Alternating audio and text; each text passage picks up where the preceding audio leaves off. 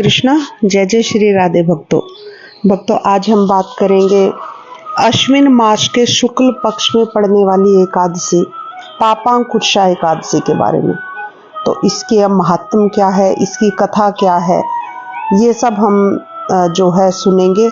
और इसकी कथा के पश्चात मैं आपको बताऊंगी कि घर में जब आप व्रत करते हैं तो एकादशी का पूजन कैसे करें, क्या चीज करे क्या ना करे, क्या वर्जित है।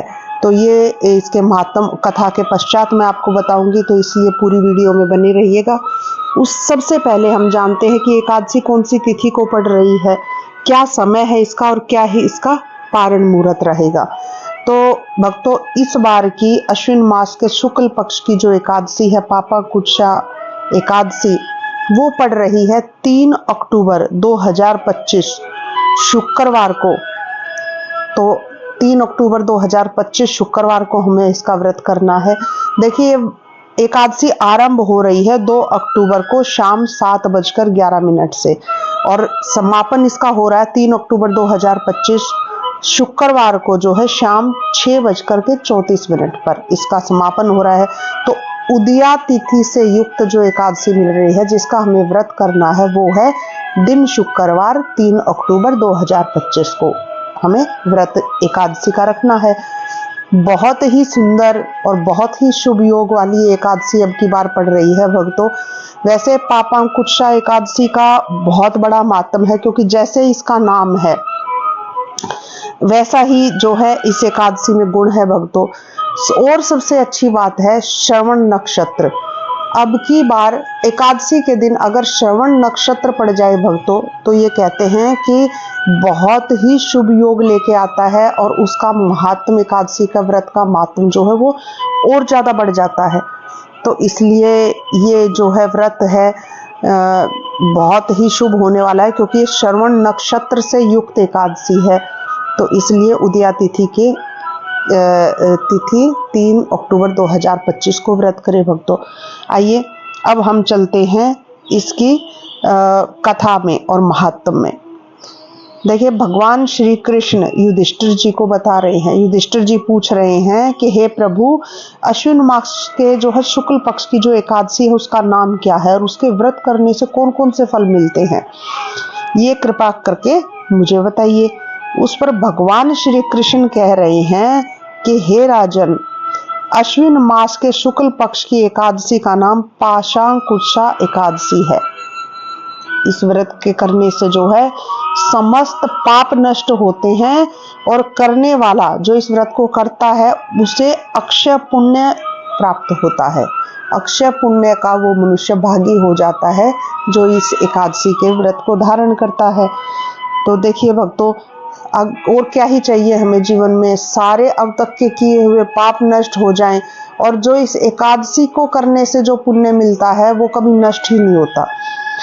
तो इस एकादशी के दिन मनोवांछित फल की प्राप्ति के लिए श्री विष्णु भगवान की पूजा करनी चाहिए। इस पूजन के द्वारा मनुष्य को स्वर्ग लोक की प्राप्ति होती है और जो मनुष्य कठिन तपस्याओं के द्वारा फल प्राप्त करते हैं या जो ऋषि मुनि वो सब जो फल प्राप्त करते हैं, इस एकादशी के दिन क्षीर सागर में शेषनाग पर शयन करने वाले भगवान विष्णु को नमस्कार करने से वो फल आपको मिल जाता है। देखिए सिर्फ भगवान विष्णु को सच्चे मन से और भाव से अगर हम इस एकादशी के दिन प्रणाम कर देते हैं तो जो तपस्या का, कठिन तपस्या का नहीं लिखा है, भगवान श्री कृष्ण स्वयं अपने मुखारविंद से बोल रहे हैं कि जो कठिन तपस्या का फल, कठिन तपस्या करने से जो फल प्राप्त होता है वो क्षीर सागर में, हमें ऐसे मन में भाव लाना है कि क्षीर सागर में भगवान विष्णु शयन कर रहे हैं, माता लक्ष्मी उनके चरण दबा रही हैं और जो है हम उनको शत शत प्रणाम करते हैं। तो प्रणाम करने मात्र से भक्तों आपको वो कठिन तपस्या का फल मिल जाता है। देखियो कितना आसान है और कितनी ही शुभ योग देने वाली एकादशी है। और आगे भगवान कह रहे हैं कि उस मनुष्य को यम के दुख नहीं भोगने पड़ते। देखिए कितनी महत्वपूर्ण है ये एकादशी। जो विष्णु भक्त शिव जी की निंदा करते हैं अथवा जो शिव भक्त भगवान विष्णु की निंदा करता है वो नरक को जाते हैं, अवश्य नरक को जाते हैं। 1000 अश्वमेघ और 100 राजसूय यज्ञ का फल इस एकादशी के फल के 16वें हिस्से के बराबर भी नहीं होता। अर्थात इस एक एकादशी के व्रत के समान संसार में और कोई व्रत है ही नहीं। इस एकादशी के समान विश्व में पवित्र तिथि नहीं है। जो मनुष्य इस एकादशी व्रत को नहीं करते हैं उन्हें पाप घेरे रहते हैं। यदि कोई मनुष्य किसी कारण के वश होकर केवल इस एकादशी का उपवास भी करता है तो उसे यम के दर्शन नहीं होते हैं। अगर कोई एकादशी ना कर पाए, सिर्फ इसी एक एकादशी का साल भर में कर ले तो उसको कम से कम यम के दर्शन नहीं होंगे, ये पक्का है भक्तों। ये मैं नहीं कह रही, भगवान श्री कृष्ण स्वयं बता रहे हैं इस एकादशी का महात्म को, और यही इसका महात्म है भक्तों, और यही इसकी कथा है। आगे आता है, इस एकादशी के व्रत से मनुष्य को स्वस्थ शरीर और सुंदर स्त्री तथा धन धान्य मिलता है और अंत में स्वर्ग की प्राप्ति होती है। जो मनुष्य इस एकादशी के व्रत में रात्रि जागरण करते हैं उन्हें बिना किसी रोक के स्वर्ग मिलता है, कोई बाधा उनके बीच में नहीं आती है भक्तों। जो मनुष्य इस एकादशी का व्रत करते हैं उनके मातृ पक्ष के 10 पुरुष, बहुत ध्यान पूर्वक सुनिएगा भगवान श्री कृष्ण क्या कह रहे हैं, कि जो व्रत करते हैं उनके मातृ पक्ष के यानी कि मायके के 10 पुरुष, पितृ पक्ष के 10 पुरुष और स्त्री पक्ष के 10 पुरुष विष्णु का भेष धारण करके तथा सुंदर आभूषणों से युक्त होकर विष्णु लोक को जाते हैं। देखिए, व्रत करने वाला स्वयं अपना ही कल्याण नहीं करता, अपने मायके का, पितृ पक्ष का, मातृ पक्ष का, ससुराल पक्ष का, सभी को तार देते हैं भक्तों। तो जो मनुष्य, आगे भगवान कह रहे हैं, जो मनुष्य अश्विन मास के शुक्ल पक्ष की इस पाशा कुंसा एकादशी का व्रत विधि पूर्वक करते हैं उन्हें हरि लोक अवश्य मिलता है। मनुष्य एकादशी के दिन भूमि, गो, अन्न, जल, उपाहन, वस्त्र, छत्र आदि का दान करते हैं। जो मनुष्य ऐसा करते हैं उन्हें यमराज के दर्शन नहीं होते हैं। दरिद्री मनुष्य यानी कि गरीब को भी यथाशक्ति कुछ दान देकर कुछ पुण्य अवश्य ही जो है कमाना चाहिए हमें।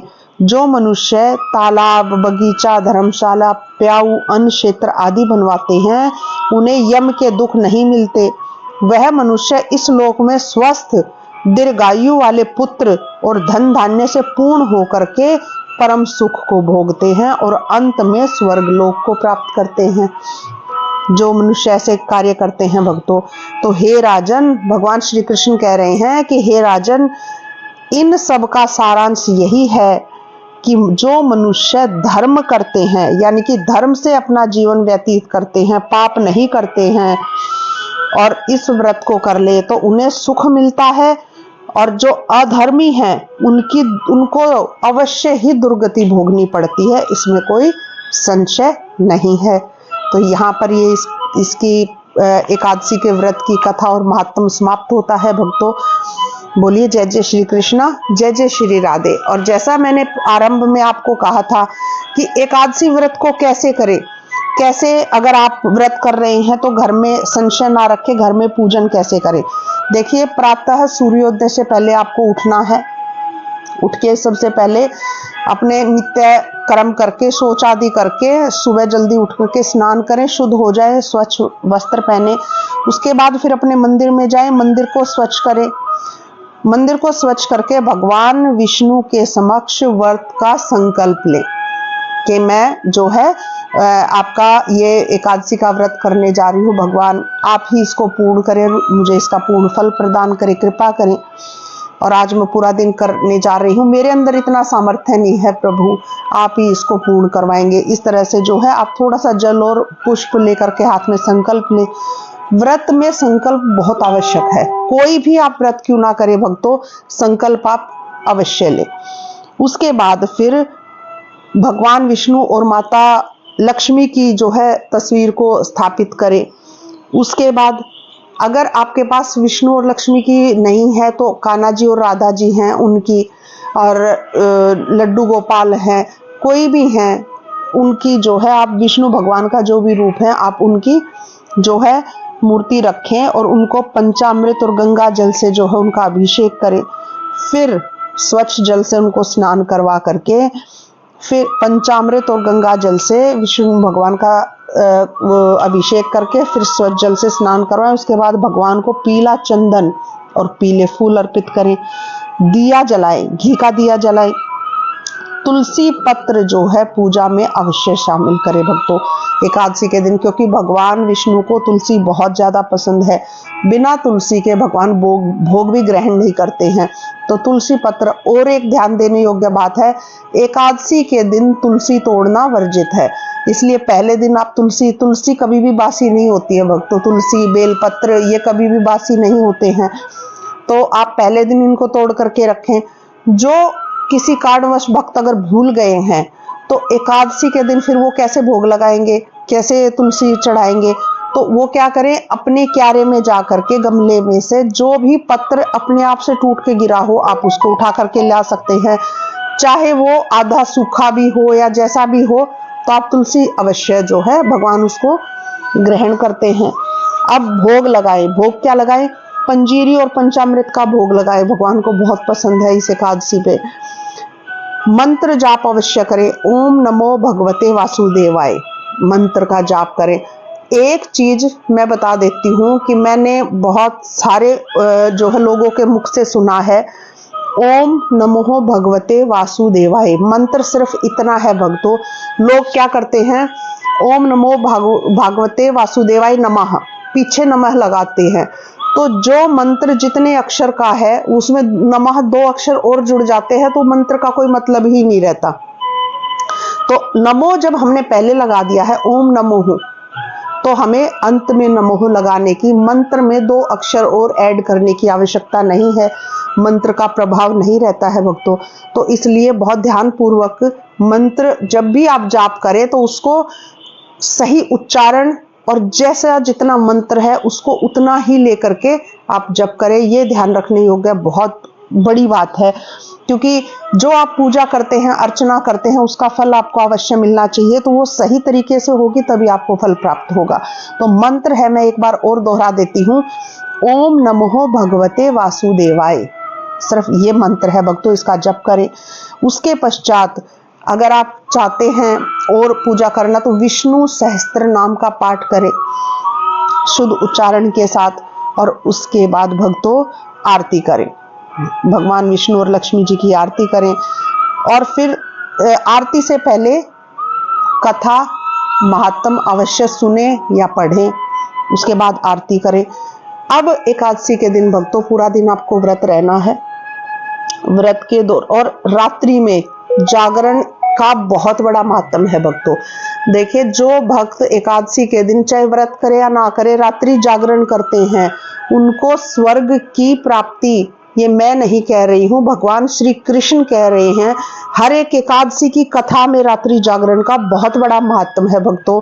मोहल्ले की औरतें इकट्ठी होकर जागरण कर सकती हैं, 2 औरतें 4 औरतें, खाली परिवार के लोग बैठ करके आधा घंटा, ज्यादा नहीं तो 1 घंटा जागरण रात्रि में कर सकते हैं।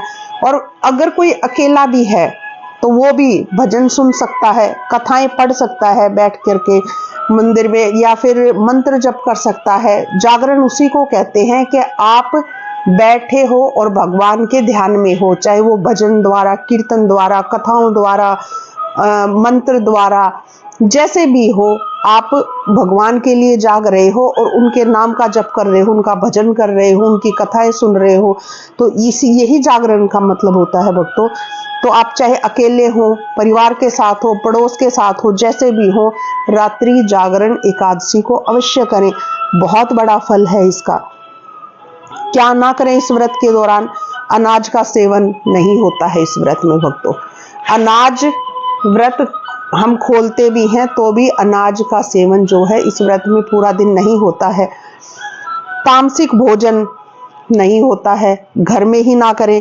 मांस, मदिरा प्याज लहसुन इन सब का प्रयोग घर में ना हो। तामसिक चीजों से आप जिसने व्रत किया है खासकर वो दूर रहें। और एक चीज है, चाहे व्रत करें या ना करें, एकादशी के दिन किसी भी घर में चावल नहीं खाने चाहिए, चावल नहीं बनने चाहिए भक्तों। बहुत बड़ा नरक का भोग भोगना पड़ता है जो एकादशी के दिन चावल खाता है। तो ये बहुत ध्यान देने योग्य बात है। अनाज वर्जित है, चावल सबके लिए वर्जित है, चाहे व्रत करें या ना करें। चावल का उपयोग इस दिन बिल्कुल भी ना करें। नकारात्मकता से बचें, गुस्सा ना करें। व्रत में कर रहे हो तो चुगली, गुस्सा, ऐसे व्यवहार करने से आपके जो है पाप नष्ट हो जाते हैं।